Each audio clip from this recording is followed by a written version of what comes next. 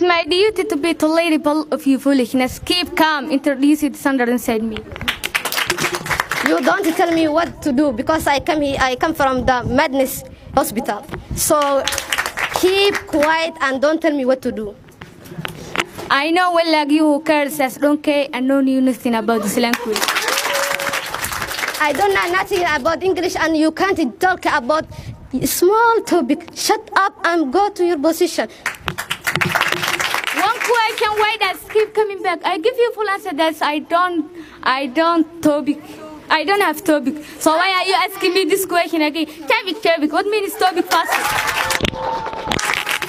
Topic is something if I tell you don't know because you are small-minded and short-sighted. Mich meta meditation speed and then mich silence. All in all, spell idiot. I don't like my wisdom words to such ideas who talk as nonsense. I know this language. You can't talk. You can't spell idiot. So go back to your no, don't waste my time. Did you forget that you are Sawik as mosquito as slim? Did you forget that you are Sawik as mosquito as slim as sick? Don't tell yourself like you can tell yourself whatever cause everyone what he needs but not me. This asas was when I come to Al-Imri school. You are looking like all the school. Go back and learn something new. Go back.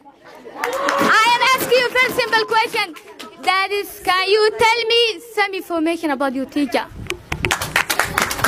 You don't need to give information about our teacher because she don't need to describe or anything. She is above you and me, and she doesn't need no one to describe her or anything. That's how little you remember about some information about your teacher, and that is stupid.